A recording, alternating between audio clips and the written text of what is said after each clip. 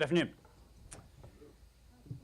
As we have noted in recent days and recent hours, Russia's invasion of Ukraine is beginning. Hours after Russia recognized the so-called Donetsk and Luhansk People's Republics as quote-unquote independent, President Putin authorized Russian troops to enter those regions. He has taken other steps that amount to a direct assault on Ukraine's sovereignty. We responded and turned quickly and decisively. Within less than a day, we'd announced the first tranche of sanctions with our allies and partners, including those in the European Union, the United Kingdom, Canada, Japan, and Australia. Our German allies, yesterday, took resolute action to ensure that the Nord Stream 2 pipeline, what had been a prized $11 billion investment on the part of the Russian Federation, is suspended indefinitely. And as you have just seen, President Biden today authorized sanctions on Nord Stream 2 AG and its corporate office holders. We have now taken complementary action using our own authorities to ensure that Nord Stream 2 is off the table, just as we said it would be. In lockstep with our allies, we are blocking from the global financial system two large banks that are connected to the Kremlin and Russian military, and Russian sovereign wealth can no longer trade on US or European financial markets. As you all know, we additionally sanctioned Russian elites, those elites who are in many ways complicit. This is the beginning of our response. If Putin escalates further, we will escalate further using additional sanctions and export controls, which we've yet to unveil, but are fully prepared to implement with allies and partners across the globe. The sequence of events that Secretary Blinken laid out at the UN Security Council last week appears to be proceeding exactly as he laid out. We've seen false flags. We've seen provocations. We've seen theatrically staged meetings at the Kremlin. We've seen cyber operations, and the list goes on. So where do we go from here? Moscow needs to demonstrate that it's serious about diplomacy. Russia's actions over the last 48 hours have, in fact, demonstrated the opposite. If Moscow's approach changes, we remain ready to engage. The United States and our allies and partners remain open to diplomacy. We are eager to engage to avert what would be a brutal and costly conflict. But as we have said, diplomacy cannot succeed unless Russia changes course.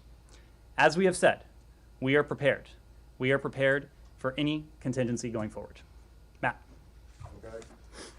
Thanks. I have a question about the Houthi sanctions, but it's largely semantic, so I'll leave it till later. On Nord Stream 2, you guys have been saying for months, indeed for over a year, since the waivers were first granted, that in fact this gave you additional leverage, withholding the sanctions did, and would serve as a deterrent. Clearly, it didn't. They didn't provide you with any leverage at all that we can tell, because of what you just said in your opening statement about the invasion beginning. So, you know, how do you explain to people why you didn't impose these sanctions earlier? So, Matt, it's important, and let's just rewind the tape and remember what has happened in recent hours.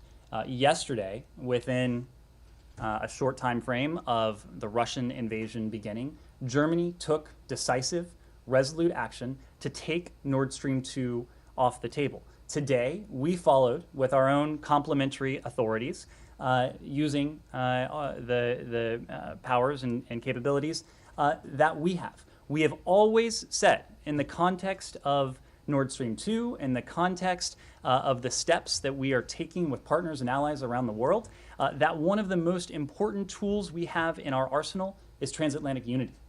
The fact that Germany acted so quickly, so decisively, is in many ways a product of the coordination, of the consultation we have done now with two successive German governments. Of course, it started with Chancellor Merkel and her government, and in more recent months, we have had concerted discussions with Chancellor Scholz and his government. The fact that we are acting in unison immediately to take these steps that essentially remove Nord Stream 2 from the equation, that is a byproduct, that is a result of the work that we have done together with the German government over the course of these last several months, over the course of the last year or so. So it sounds to me, correct me if I'm wrong, that your argument is that if you had imposed the sanctions earlier, the Germans wouldn't have the Germans wouldn't have done what they did yesterday, or it would have been a much bigger lift to get them to do that. What we have said, and our strategy has been predicated on the knowledge that transatlantic unity is the most powerful instrument we have. But look, the pipeline's already been built. Okay. Now, whether it gets turned on or not, is another question. Right. So presumably you had more leverage, and I don't understand why you don't think that you would have had more leverage if these sanctions had been imposed before the pipeline was finished. So, Matt, you also raise a good point. The pipeline, when this administration came into office, was more than 90% complete. We have imposed sanctions under PISA on a number of targets associated with this pipeline, persons and entities. But the fact is that had we sanctioned Nord Stream 2 AG, had we sanctioned its corporate office holders, it is far from clear that that would have kept the pipeline from going into operation. What the Germans did yesterday was to ensure that the pipeline is no longer part of the equation. Right. So by acting together with the Germans, how we did, when we did, and the way in which we did, we have ensured that this is an $11 billion prize investment that is now a hunk of steel sitting at the bottom of the sea. All right, well, I don't think you though can prove, and the converse can't be proven either, but you just don't know if imposing the sanctions earlier would have had more of a deterrent effect, or any deterrent well, effect. If we would have made it a sunk cost many months ago for the Russian Federation, I don't think that would have had much deterrent capability. Well, but it hasn't anyway, so I'll leave it there. Simon. Yeah, the Secretary obviously said yesterday he'd cancelled his meeting with Foreign Minister Lavrov, but you guys remain open to diplomacy. So what exactly would you want to see from Russia in order to, reschedule that meeting, in order to resume some kind of diplomacy, diplomatic talks between you? And just an additional one, you've sort of, this is the last, or this is part of the first tranche of sanctions, the Nord Stream 2 sanctions that just came out. Is that the end of the first tranche, or is there more coming in that? And can you say whether more sanctions actions will be taken if Russia, doesn't escalate further from where it is now? Well, the question you ask is what we would like to see. Let me start by answering that question by letting you know what we no longer will engage in, and that is the pretense of diplomacy. You heard the Secretary use that phrase yesterday, and that is what we have seen. This is, and has been, in some ways, diplomatic kabuki theater on the part of the Russians, making statements that they are committed to a diplomatic path while their actions suggest exactly the opposite. That is not an environment in which diplomacy can achieve the results that it needs to achieve. Our goal here, even as the Russian invasion of Ukraine is beginning, is to avert the worst case scenario that we have warned about for some time now. And we have gone into great detail in terms of what that could look like. Electronic warfare, a fuller scale invasion, an attack on major urban centers, including Kyiv, a city of 2.9 million people, horrific human rights abuses, atrocities, potential war crimes. These are all things that, even as the invasion is beginning, we are going to do everything that we reasonably can to prevent from happening. And so that's why, together with our allies and partners, we absolutely remain open to diplomacy, but only if Moscow is serious.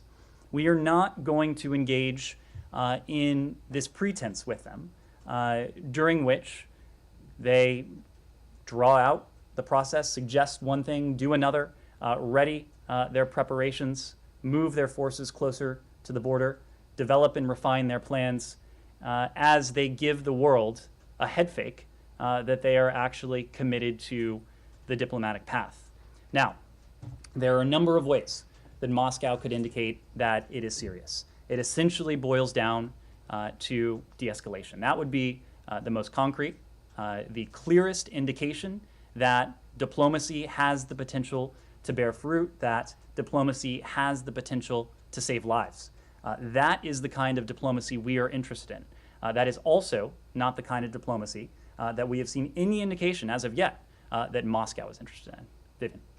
Now, can you comment on the reports that the U.S. informed the Ukrainian government that an attack could happen as soon as tonight, and that Kharkiv is possibly in the line of attack, that it could be directly that the Russian troops could roll over the border and attack Kharkiv tonight? What I'll say about those reports is they are entirely consistent with what we have been saying for some time now, that Russia has amassed forces along Ukraine's borders, in Belarus, positioned the assets, the heavy weaponry, the soldiers, the service members it would need to undertake an invasion of Ukraine at a moment's notice. That has been true for some time now. So for several days now, we have said the invasion is potentially imminent, meaning it could start today, it could start tomorrow, it could start next week. What we haven't seen is, and this goes back to Simon's question, is any indication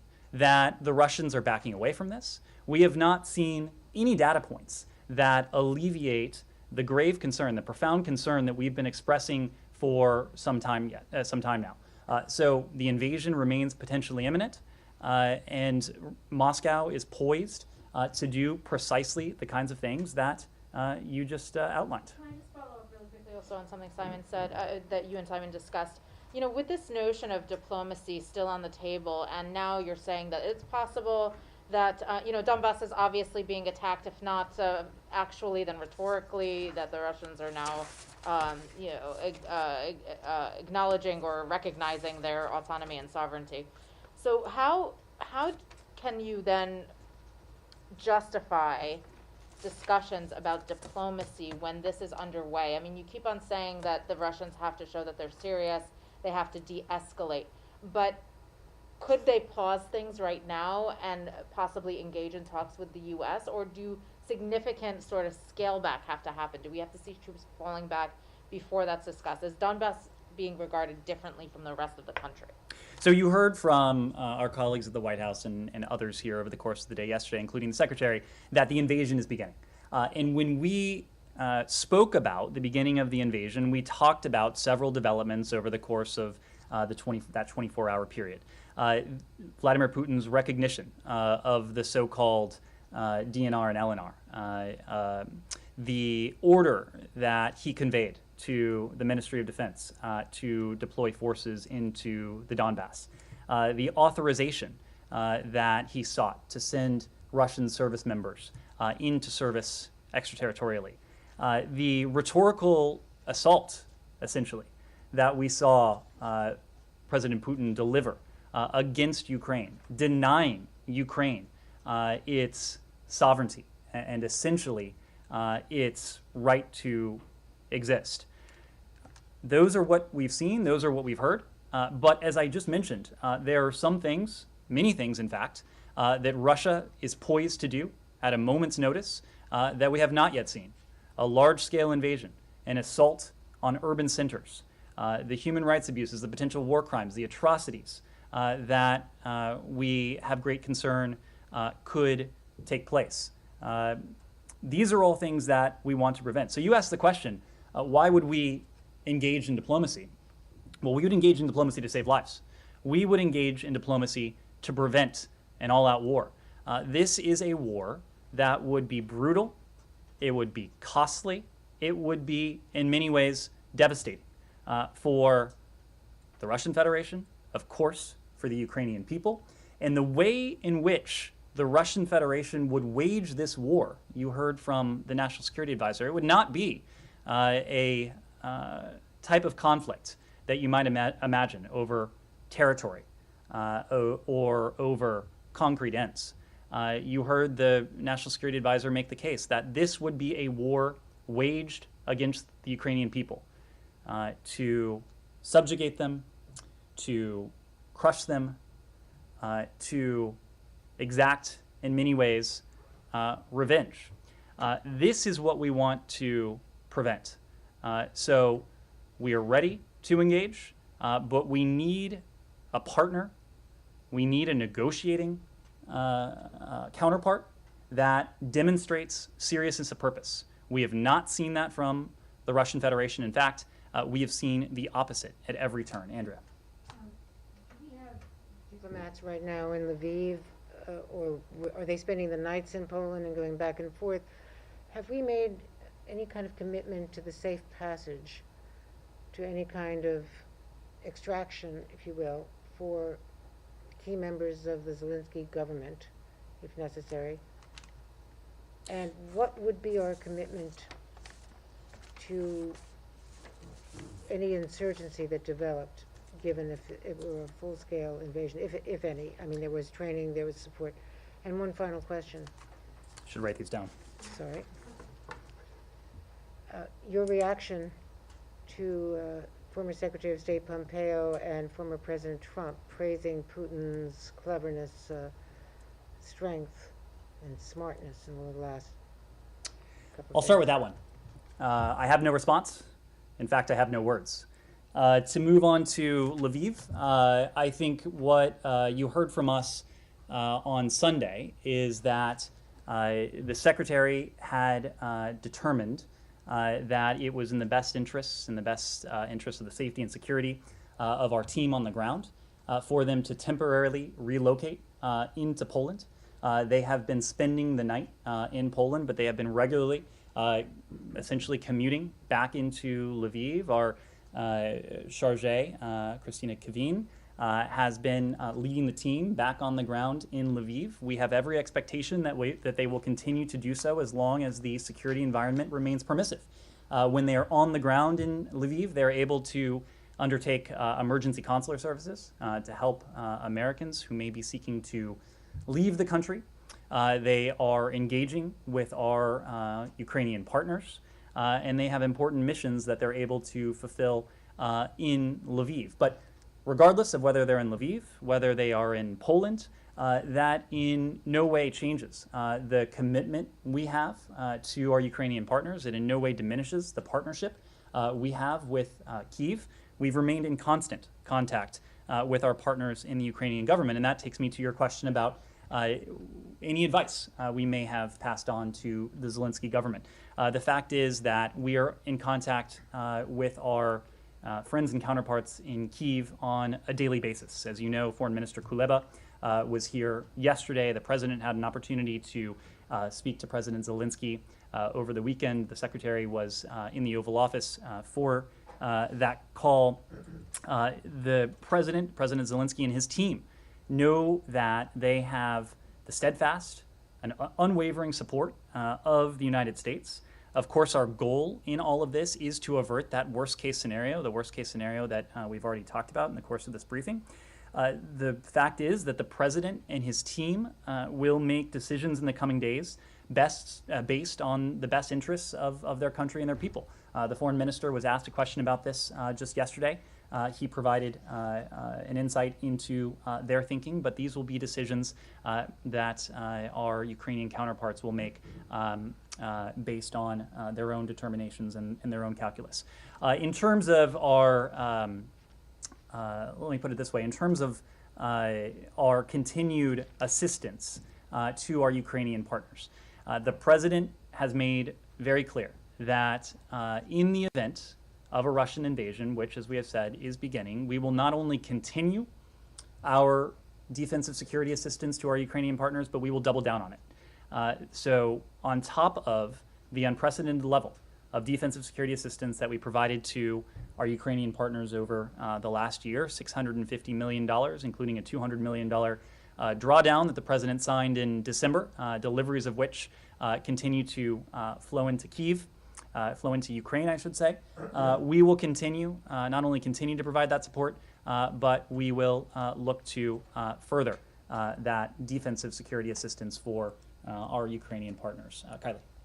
I'm just wondering if Russia has responded at all to Blinken's letter yesterday, and what diplomatic conversations between the U.S. and Russia have looked like in the last 24 hours. What I'll say is the Secretary laid out for Foreign Minister Lavrov in a private communication the fact that under the current circumstances and what we have seen from the Russian Federation so far, our conclusion that a meeting this week in Geneva would not serve the purpose that any such meeting would need to serve. And first and foremost, that is to avert a brutal, massive, costly conflict. The Russians and all of you later heard that publicly from Secretary Blinken. The Russians know precisely our position. They know through private communications and through our own public messaging that we stand ready to engage diplomatically if they are willing to do so in good faith. And if they are willing to change their posture, we will be ready, willing and able to engage them on this. And did the Secretary detail what in good faith would look like in this letter, or was it broad descriptions like you just gave? We are not going to be prescriptive in terms of what de-escalation might look like, what good faith might look like. We have been very clear because all of you know, presumably our counterparts in the Russian Federation know, what steps might look like if they were interested in signaling de-escalation. We have not seen any of those steps. And again, we have seen steps that actually move in the opposite direction. And then just last question. Can or will the U.S. keep open our embassy in Moscow if there's a full-scale invasion into Ukraine? We believe in times of conflict, in times of crisis, that the ability to communicate is in some ways even more imperative. Now, long before the massive Russian military buildup started along Ukraine's borders in Belarus, of course, our team on the ground in Moscow and throughout Russia, they were in a very difficult operating environment. A very difficult operating environment because of the restrictions that the Russian Federation had imposed on them. It will be our goal to be in a position to maintain diplomatic communication, the ability to convey clearly any messages that we need to send to the Russian Federation. Embassies are an important tool in that, but we have also seen the Russian Federation, even in recent days, escalate on an unprovoked and needless basis the bilateral challenges in terms of our own diplomatic staffing in Moscow and our ability to operate an embassy on the ground. But again, we believe communication, we believe the ability to pass messages is even more important in times of great crisis. On Nord Stream, are you working with the Germans to find alternative sources of energy for them? I mean, it seems like the pipeline is not going to go full, operate or going to go operational anytime soon. So, are you working with them, with the Qataris or any other potential suppliers, perhaps in Algeria and so on, and about the means to get it there? Now, I have a quick question on the diplomacy. Sure. Let me start with your question on the energy. And of course, this was something that President Biden discussed yesterday. We have been frank, we've been candid with the American people that our measures, the measures we have and are prepared to impose on the Russian Federation, certainly won't be cost-free for the Russian Federation, but they won't be entirely cost-free for the rest of the world as well. And so that is why we are working with countries around the world, executing a plan with major producing and consuming countries to secure the stability of global energy supplies, whether that's oil, whether that's LNG. For energy consumers, and you heard this from Deputy National Security Advisor Dalip Singh yesterday, he made the point that we all have strategic reserves at our disposal. And those reserves, we know, could support the supply of global energy. The White House announced such a move late last year. There are other countries that have their own strategic supplies. For energy producers, we know that many of them have spare capacity to provide supply to global markets that could balance those markets in the event of any supply disruption. More broadly, we've been very clear with the Russian Federation that any further attempt to weaponize energy, to constrict flows with malign geopolitical intent or purpose would have massive consequences. And to your point, would only further the longstanding effort to diversify energy supplies for Europe and the rest of the world. We have heard from a number of countries, including Japan, including Australia, including Slovakia, that they are taking concrete steps in terms of global energy markets. We expect other countries will have announcements of their own. We also know that the International Energy Agency has announced that it's monitoring and consulting with member states to ensure market stability going forward. But to the question about diversification of supply, this has been a long-standing goal of ours. And to go back to the question of Nord Stream 2, there was the communique that together we drafted and finalized with the German government over the summer, in the summer of July of 2021. It laid out a series of steps that Germany committed to taking with Ukraine to help Ukraine diversify its supply of energy, cognizant that Russia had weaponized energy flows in the past, and Russia might have been looking to do so again in the future. If Russia were to take that step, we've been very clear about the massive consequences that would befall it. Very quickly, Bob, on Kylie's and your response to her on diplomacy. So are you urging the Ukrainians not to cut off relations with Russia? And because there was talk that they might cut off all diplomatic relations with Russia. That's a decision for the Ukrainian government to make. Of course, but are you bringing that in I mean, if they decided to cut off their relations with Russia, you wouldn't say, no, don't do it now, or go ahead, do it, whatever. That is a decision for the Ukrainian government to make. Again, the Russian Federation has launched an assault on Ukraine's sovereignty, on its territorial integrity, in many different ways, in many different forms. But the decision as to whether to continue diplomatic relations between Kyiv and Moscow, that's something that Kyiv will have to decide. On the diplomacy, I'm curious about your reference publicly from the podium to what the Russians have been doing as kabuki theater. What specifically are you referring to? The meeting in Geneva between Secretary Blinken and Foreign Minister Lavrov, the UN Security Council meeting last week, or even yesterday, whatever it was, a day or two ago, the Russian National Security Council. So I think you could point to any number of steps. What comes to my mind immediately was the dramatic theatrical scene we saw, I guess it was last week now, between President Putin and his deputies, in which they had what was scripted, I assume, to be a pretty candid exchange, indicating that the Russian Federation should pursue diplomacy, only as at that very moment and in the days that followed, we saw additional Russian forces go to the border. We saw additional Russian forces take up readiness. That is not consistent with a country that purports to be interested in diplomacy. No, but that is not diplomacy per se. That was an internal government meeting, whether they was staged. That was kabuki theater. I think we can agree. Fine, yeah, but I want to know if you're talking about the meeting in Geneva between the Secretary and I was referring to the You're referring incident of kabuki theater that I just mentioned to you. Okay, because I just want to make sure that you don't think, you're not now in a position where you think that the meeting in Geneva that did happen was a waste of time and simply an entertainment. Look, I wouldn't want to characterize Or the Security Council meetings are a waste of time because Well, I just want to make sure that you're not so talking about the UN Security those. Council meeting most certainly was not a waste of time because the Russian Federation and the entire world heard from a number of countries the broad and strong consensus that this should be resolved diplomatically and that state sovereignty should be an inviolable principle. That certainly was not pointless. Yes. Sure.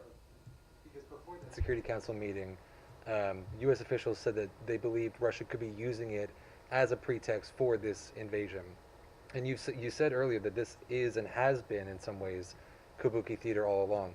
So are you, to Matt's point, are you making the assessment that they The Russian Security Council meeting you're referring to? No, sorry, the one last Thursday before there was a briefing where U.S. officials said they believed, given the document that the Russian mission circulated, that they were going to use the meeting as a pretext.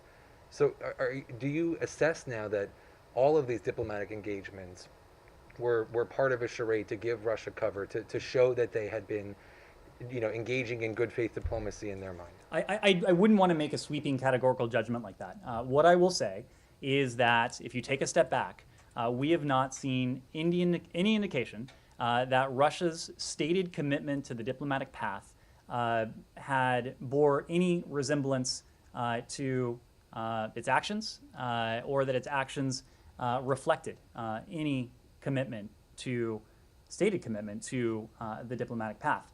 That is not to say that there is not value in these sessions, and I think the UN Security Council session that you all saw last Thursday was extraordinarily valuable. It was valuable even for the Russian Federation, and if any of those messages got to the Russian people, they would have heard a strong message of resolve and consensus and unanimity from the rest of the world, that the steps that Putin was taking, the plans that he may well still have in mind, that is not something that the rest of the world is prepared to countenance. But the meetings in Geneva, the non-papers back and forth, that you don't think that all was a charade by the Russian government?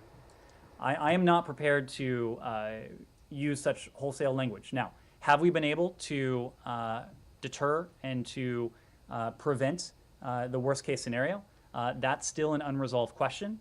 What is not unresolved is that we have seen continued signs that the Russian Federation is moving forward with the plans that we have been warning about for weeks. Can I just another follow-up? Especially the Japanese, who invented it.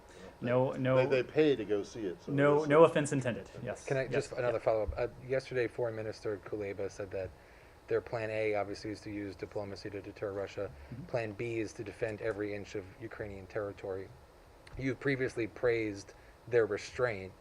Do you agree with their plan B? Do you think they have a right to self-defense? And if Russia moves past the current areas that the separatists control in the Donbass, do the Ukrainians have a right to respond? Of course the Ukrainians have a right to self-defense. Yes.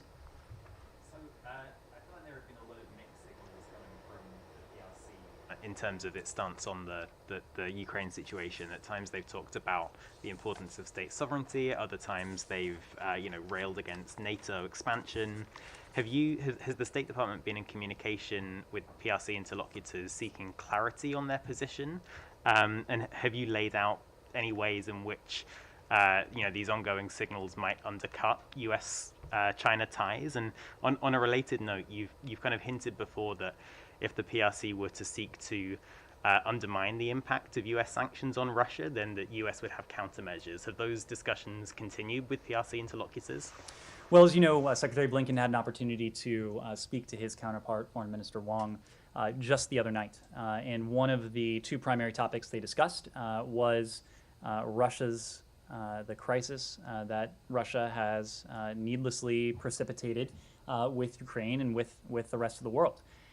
Secretary Blinken, and we issued a readout, the PRC also issued their own readout, but you saw in our readout that the Secretary made very clear where we stand in terms of our unwavering support for Ukraine's territorial integrity and its sovereignty.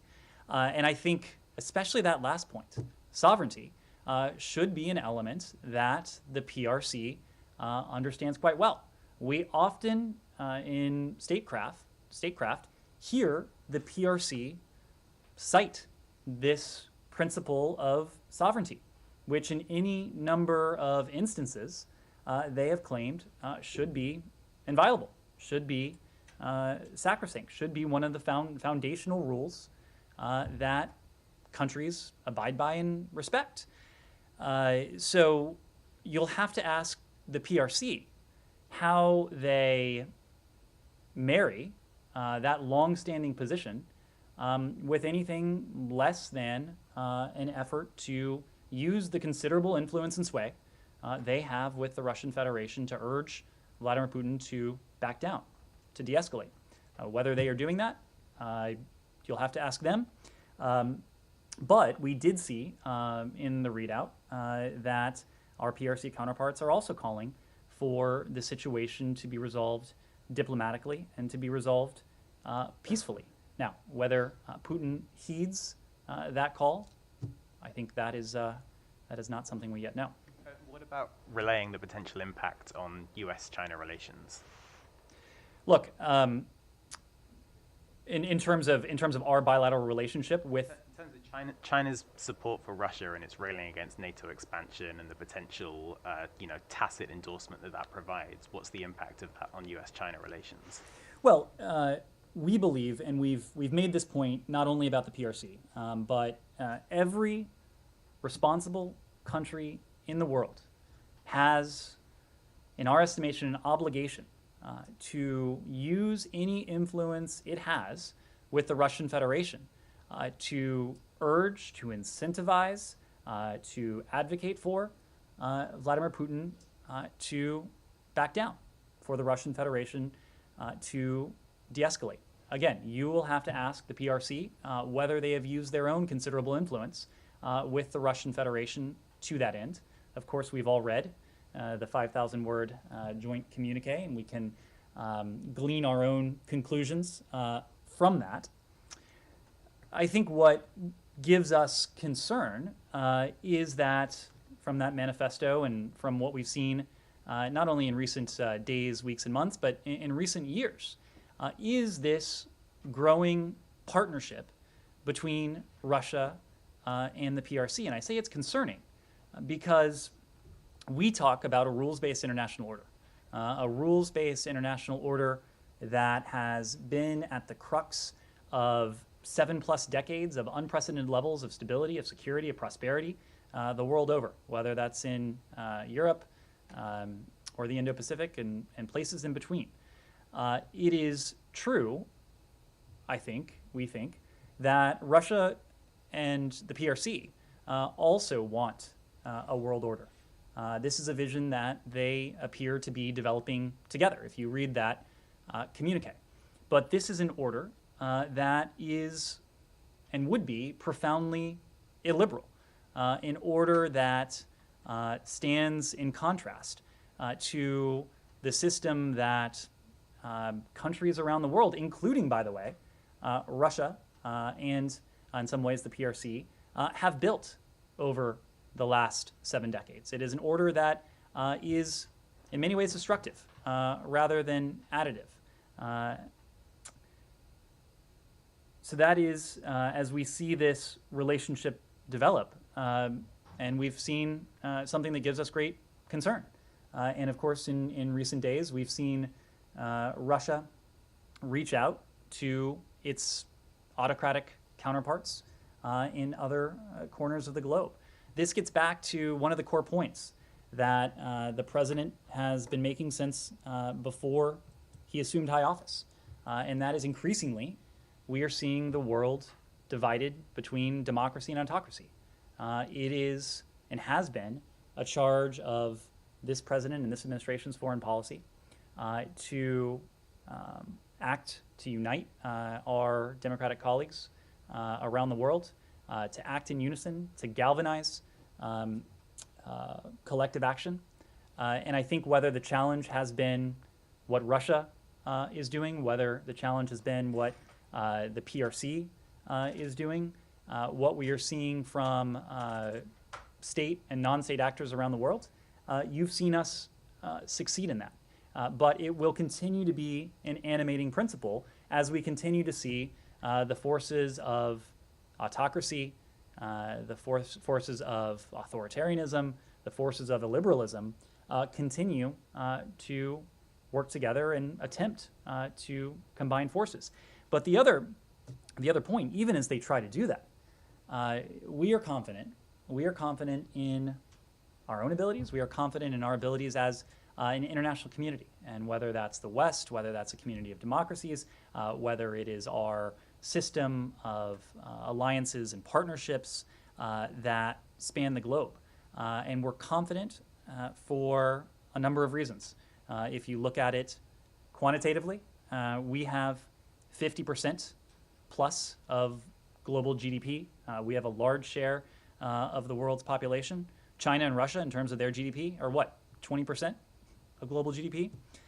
We have innovation, we have entrepreneurship, we have a shared set of values that we really think are a core instrument of national power. And we know that when we put all of this together, especially when we act with our allies and our partners, as we've done in the face of the challenge that Russia has posed, in the face of the challenge to the rules-based international system that the PRC has posed, or even when you talk about the threats and challenges that we face that are not state actors, climate change, COVID, economic recovery. We know that acting together, we are situated to take on any threat, to seize any opportunity. And that's really been the driving force of our foreign policy. It's why Secretary Blinken spent so much time of his first year in office repairing, revitalizing, in some ways reimagining the system of alliances and partnerships. And you are seeing the dividends of that now play out, even in recent hours. Well, first of all, can you guess how long that answer was? How many I- minutes that was? I'm sure you will tell me. I can't because my otter seems to have like frozen here. I hope you pay for the premium version. But if you're boasting about how reinventing it and you're seeing the fruits of all that labor now, you're talking about the united reaction the united against- response of the international to community. Russia? Okay. Yeah. Can I purely? It's unrelated to Ukraine, but it is China, and that is something that I know Nike is interested in and has been asking about before. But you know, there is barely an anniversary an anniversary in diplomatic history that goes by without the U.S., the State Department at least, if not the White House, making some kind of comment about it. And in that light, regardless of how tense or strained relations are now with China, why is it that there hasn't been any mention of Nixon's, former President Nixon's, the 50th anniversary of former President Nixon's visit to China, which was, you know, a pretty groundbreaking event when it happened, paved the way for recognition, U.S. recognition of the PRC and opening of diplomatic relations, and it seems to me that it would make sense for there to be some kind of mention of this, or are you just like embarrassed by it now and think that it should never have happened? I don't think, certainly not the latter. Matt, there are some anniversaries that we commemorate. There are other anniversaries that we don't. I'm not aware of any plans at the moment for a statement, but statements about, you know, like the 17th anniversary of, you know, U.S.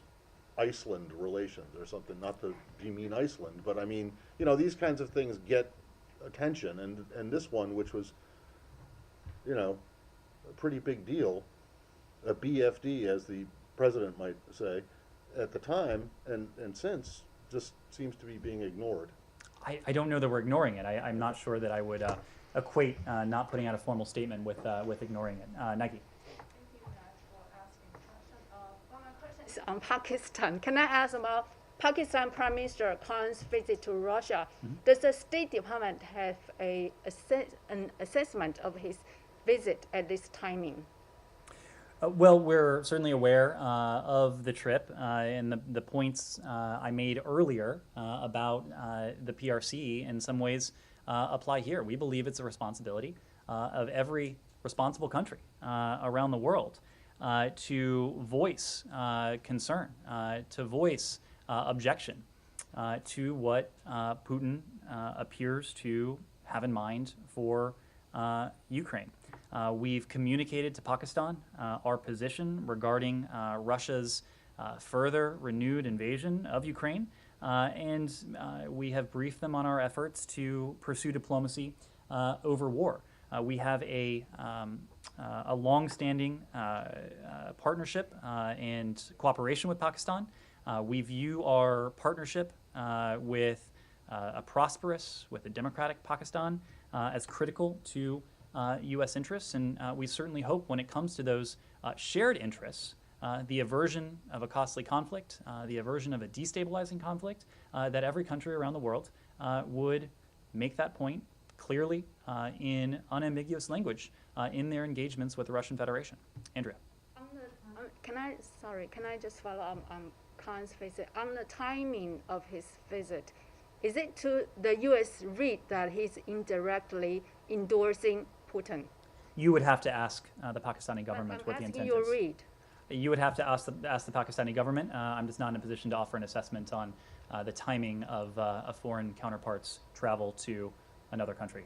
Yes, Andrea. Different assessment of Vladimir Putin than the one that this government had, that this president had after Geneva? Or was the previous assessment wrong?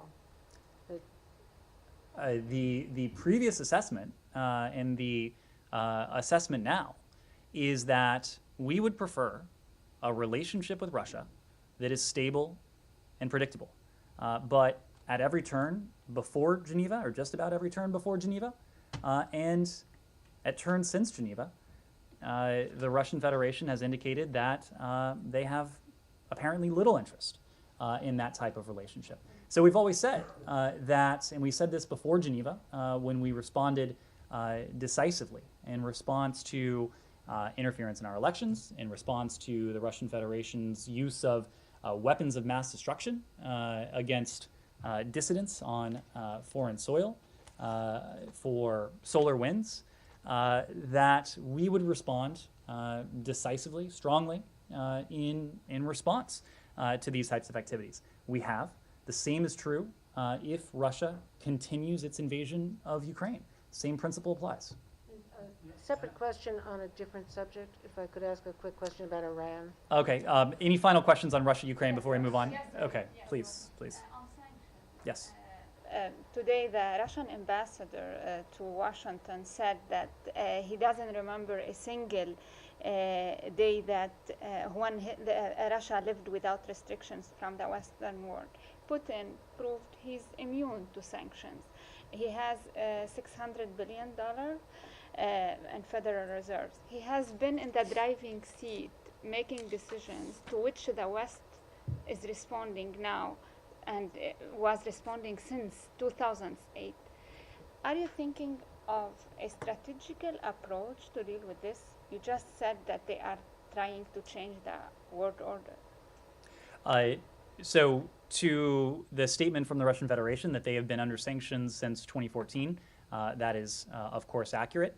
The sanctions that we have put in place and that we will continue to put in place are qualitatively different from any measures that the United States or any other country has imposed on the Russian Federation, including in 2014. So if they are comparing what they've been under now to what they will be under in going forward, if this invasion moves forward, that would be a profound miscalculation on their part. When you talk about and think about the sanctions that we've already put in place, Nord Stream 2 is off the table. The Germans have taken decisive action. We have taken decisive action. That's an $11 billion project that is now a piece of steel at the bottom of the ocean. We have, in lockstep with our allies, put in place blocking sanctions against the fifth largest Russian financial institution. That's $50 billion in assets. We've put in place blocking sanctions against another bank that funds the Ministry of Defense with some $35 billion in assets. In other words, these institutions can no longer make any transactions with the United States or with Europe, given the EU's own corresponding actions in this regard. Here's the other point. With the authorities we have, with the intent we have, no Russian financial institution is safe if the invasion proceeds. As you heard from Dalip Singh yesterday, we are ready at the press of a button to take action against the two largest financial institutions in Russia. Together, these are institutions that hold $750 billion in assets, $750 billion in assets, half of the total Russian banking system. There are other measures and moves we have in store and that are ready if Russia continues with this invasion, including export controls, targeted sanctions against oligarchs and elites, and other measures. So the Russians can depict these moves however they would like. I think it is noteworthy what we heard from our Ukrainian partners yesterday. You heard from Foreign Minister Kuleba as he was standing right next to Secretary Blinken here at the department. He said that, quote, "We do appreciate the sanctions which were announced today. They target Russia. They're very specific. They are painful." Please. Please go ahead. Yeah, Joel. Thanks, Ned. I arrived with a couple questions of my own and have a couple follow-ups for this interesting conversation from what you told my colleagues. First, do you think that China, given their desire for the world order that you just described, regards Russia's invasion of Ukraine as a step towards bringing that about? It is certainly not a step in the direction of the principle that the PRC claims to prize, and that is state sovereignty. I think everyone in this room is familiar with the position the PRC has taken in response to Russia's aggression in Ukraine since 2014. I wouldn't want to characterize that, but it suggests a level of deep unease. Again, I would refer you to the PRC for any comment they might have on what Putin has in store. But if we are to judge the PRC based on what they have said consistently on the world stage in any number of fora, a direct assault on the sovereignty, on the territorial integrity of another state, that would not be consistent with what we've heard. Yeah, I was just trying to clarify because I thought I heard you say they've combined forces somehow. It was a reference to the burgeoning partnership that we've seen between these two countries over the course of many years now. Okay, on Ukraine's Plan B, fighting for every inch, Senator Risch, of course, ranking on foreign relations and on intelligence, or a senior member of the Intelligence Committee, has said that Russia could sweep across Ukraine pretty quickly. Their first day would be their best day. They'd immediately face resistance movements. So I wonder, would the United States, as a member of NATO, either encourage or object to other NATO members offering this Ukrainian resistance cross-border safe haven? Countries are going to make their own sovereign decisions. We have, in recent weeks, as you know, worked with a number of our NATO allies to authorize them to provide U.S. origin equipment to our Ukrainian partners. This is defensive security equipment with an understanding that our Ukrainian partners need supplies, need material to defend themselves. The United States has provided them with this. We have a number of our NATO allies have done the same. But when it comes to decision that NATO allies or other countries in Europe might make along those lines, I need to refer you there. And that, I guess I wonder, do you see any lessons from Afghanistan for the kind of risk where of course, when the Taliban could retire across the border to a place where they couldn't be attacked, then that was difficult for a modern military to defeat? Look, I would hesitate to make battlefield comparisons between two very different countries. Finally, what I hope are truly a couple quick ones. Those Nord Stream 2 sanctions, are those permanent, or do you think that the permanent punishment for this is that's gone, or do you regard that as something that could be lifted again later in exchange for de-escalation? And can we also get an answer to Foreign Minister Kuleba's request for a Lend-Lease program? Do you expect that to proceed? Look, the fact is that sanctions are a means to an end. There is no sanction in any responsible sanctions program around the world that is permanent. And that is precisely because we don't sanction countries just with the goal of enacting sanctions. This is not a policy to be purely punitive. This is a policy to change behavior.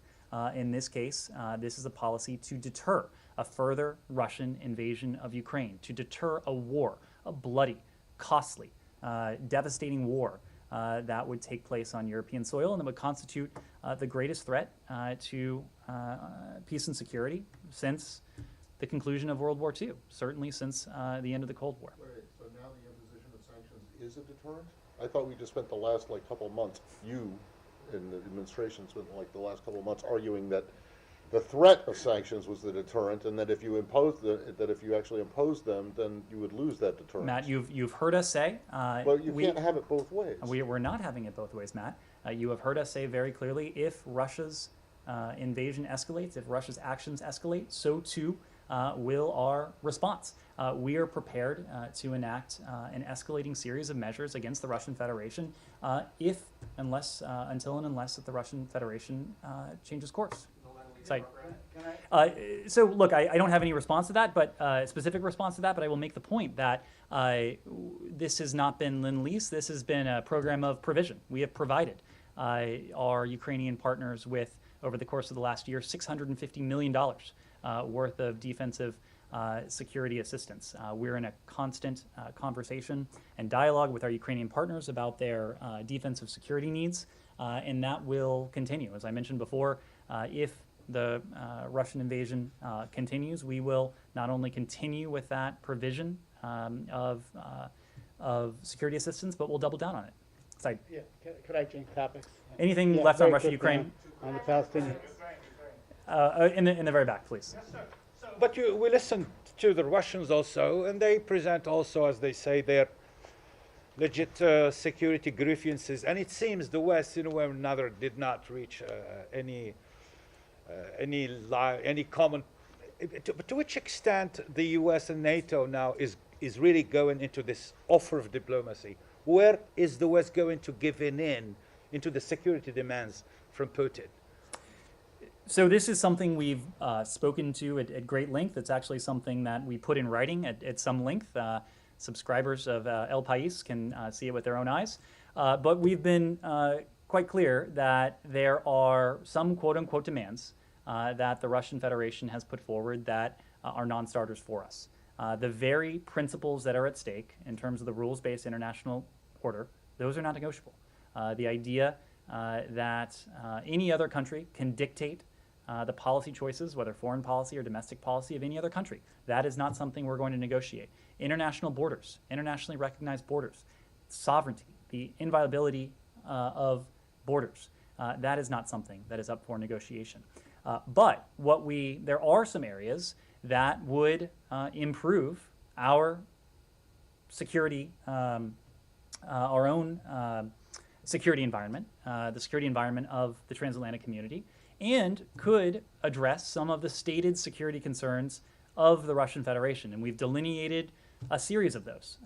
Discussions regarding the placement of offensive missiles in Europe, broader arms control protocols, protocols regarding stability and transparency, confidence building measures. There are a number of areas that we think have the potential to be fruitful if we find a negotiating counterpart in the Russian Federation that operates in good faith.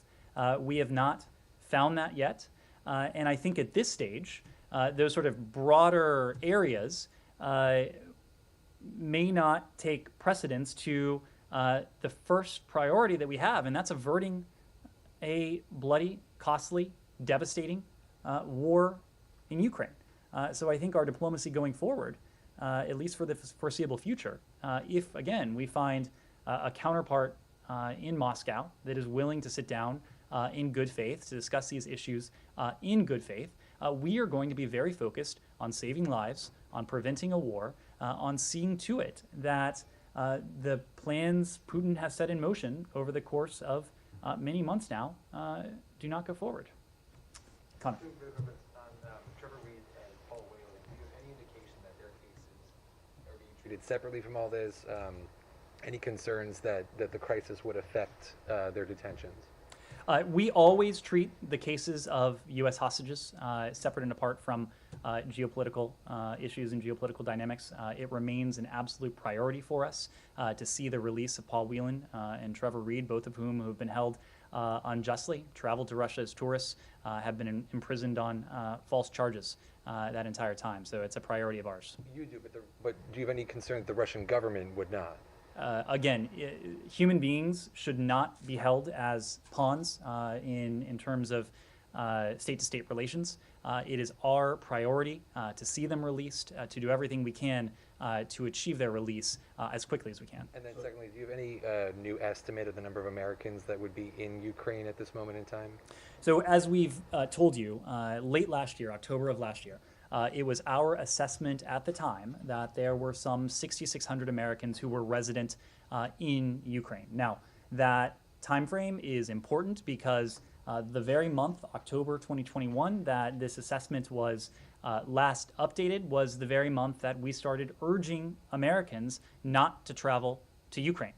In more recent weeks, as you know, we have been recommending and even more recently urging Americans to leave Ukraine. So I think there is every expectation that the number of Americans who were resident in Ukraine late last year, October of last year, is far lower now than it was then. I can tell you procedurally, we have been in repeated contact with Americans who remain in Ukraine. We have asked them to provide us with their contact information so that we can continue to be in communication with them, to urge them to leave the country, to avail themselves of commercial and private options that continue to be available, and to provide any form of support that they may need in doing so. And that includes a repatriation loan if they're not able to afford the return travel on their own.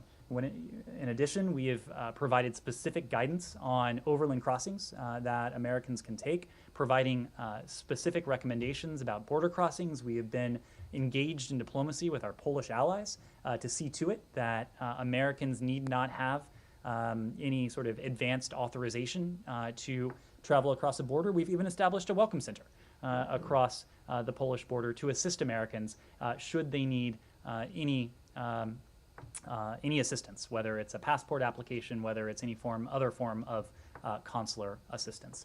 Yes. They're Americans who are unjustly detained. I haven't heard that formulation before, but maybe I've missed it. They are Americans who were held unjustly against their will. I know, but do you regard them as hostages? We'll get back to you if there's a on that. Yes. Latin America, the fact that Putin is looking for new partners in Latin America, for example, Argentina, Brazil. What's the position of the State Department? And do you think this is a way to increase the pressure on the United States? Talking about the close relationship of United States with Latin America. Well, it goes back to what we were discussing before, and this is the fact that what we are seeing is autocracies around the world band together. And we've seen, in some ways, Russia at the vanguard of this activity. When it comes to their motives or intentions, that's not something I would want to speak to from here. I would refer you to Moscow to speak to their own foreign policy decisions. But we have certainly seen Moscow reach out to some of the most repressive, autocratic, undemocratic governments in this hemisphere. That includes Nicaragua. That includes Cuba. That includes Venezuela. Yes, Said. I want to move to the Palestinian issue, and I have a quick one on Iran. On the Palestinian issue, on the Palestinian issue, I know I have asked in this room many times before on your position regarding the practice of administrative detention by Israel, to which all Palestinians at one time or another probably experienced. And there's one particular case, a 14-year-old boy who has been falsely accused. One Israeli judge after Israeli judge threw it out of court, but the authorities keep him in prison. They keep renewing this. He has a neuromuscular disease. He might die in prison. Will the United States call on Israel to quit this practice, especially against children who have been found innocent by their own judicial system? Said, you've heard this from us before, but And we the boy's urge. name, by the way, is just for the record, Amal Nakhla. We urge the full respect for human rights in Israel and the West Bank and Gaza. As we said many times, Palestinians and Israelis alike equally deserve to live safely and securely, to enjoy equal measures of freedom, of security, of prosperity. Do not arrest Israelis and put them under administrative Said, detention.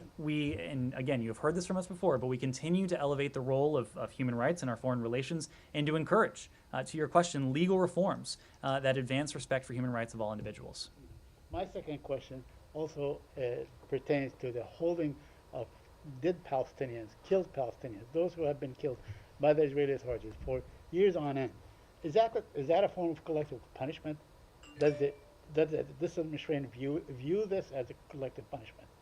We have stressed to Israel, both publicly as well as privately, our strong hope that any measures that Israel takes would be designed to avoid further escalating tensions and to take into consideration the impact of any such measures on the Palestinian people. And lastly, on Iran, should we expect some sort of a deal or returning to the deal over the next few days, as was suggested?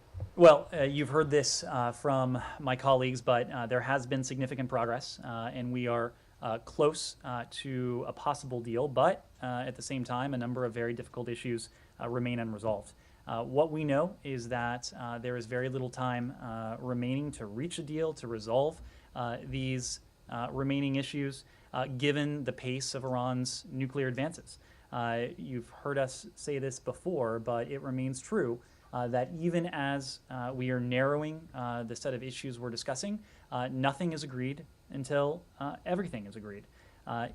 If Iran shows seriousness, if it demonstrates serious of purpose in Vienna, we believe that we can and should reach an understanding on a potential mutual return to compliance in short order, potentially within days.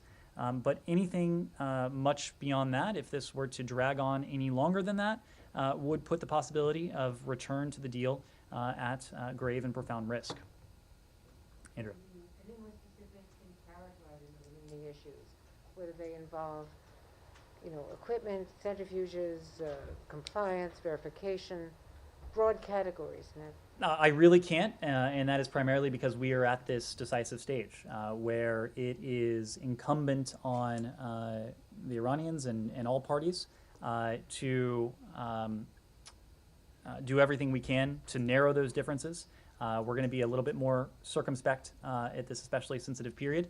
But again, if the Iranians demonstrate seriousness of purpose, we believe that we can achieve an understanding in relatively short order. Is there anything more on travel?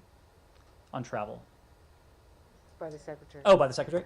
We do not have any travel to announce or to preview at this time. The Secretary has been working the phones. He's been on with Joseph Borrell of the EU today. He spoke to his British counterpart, Elizabeth Truss, earlier today as well. And I expect you will see him continue to engage with his counterparts around the world. Yes? We saw the designations today, and in the statement you said they are intensifying the humanitarian crisis.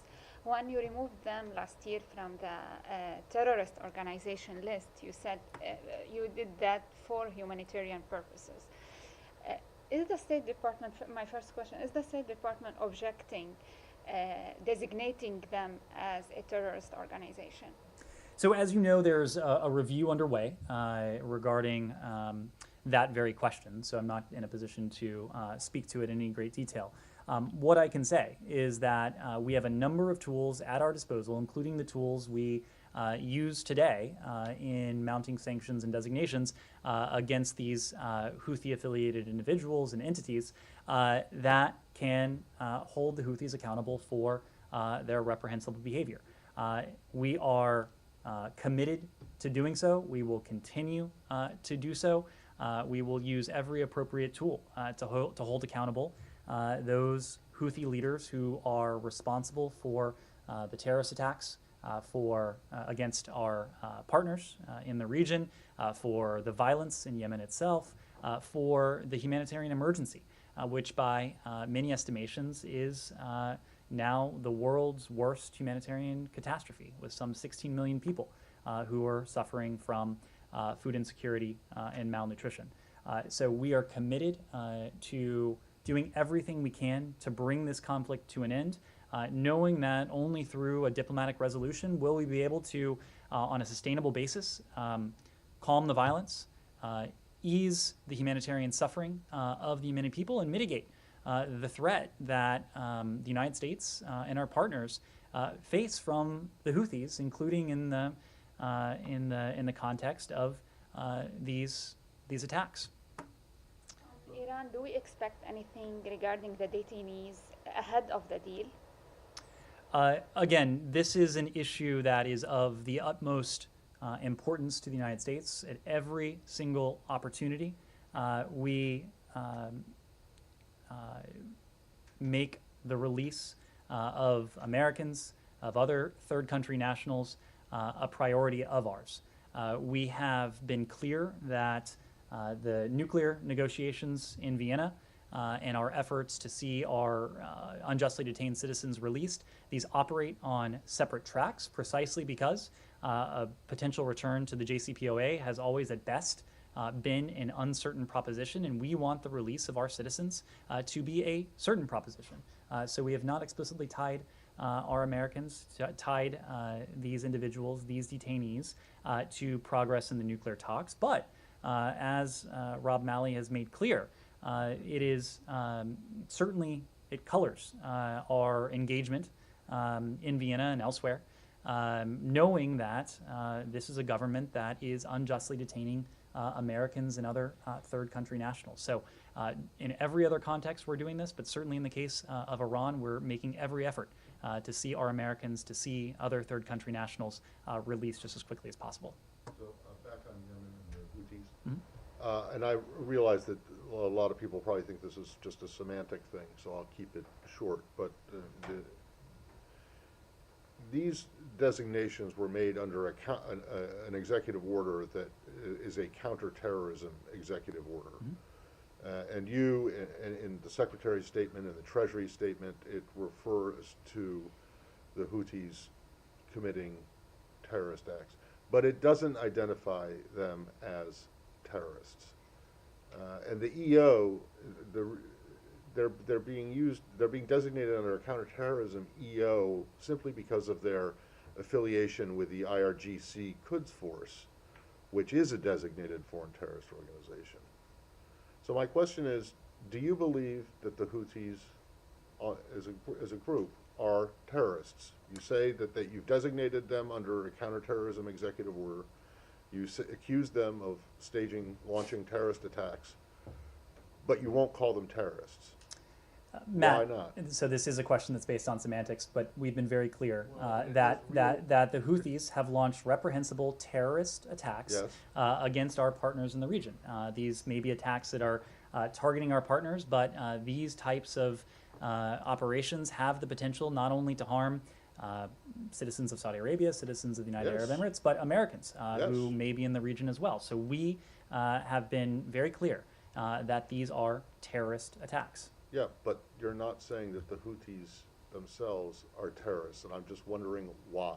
And yes, it's a semantic argument, but I'm just looking at a statement that came out from Senator Murphy and a bunch of his colleagues urging you not to reinstate the foreign terrorist organization designation against the Houthis. So, because it would cause grave damage and economic, humanitarian, even worse humanitarian disaster. But yet, today, you have designated these individuals and entities under a counterterrorism executive order and accused them of committing terrorist attacks. So what's the problem? Why can't you identify the Houthis as terrorists? It is completely consistent that a certain label and a certain authority, in this case the FTO, not be applied to a group that can commit terrorist attacks. There are any number of examples. The groups that aren't FTOs, that you know well, that have committed over the course of years consistent terrorist attacks. This is a question of semantics. This is a question of legal authorities. Political will, right?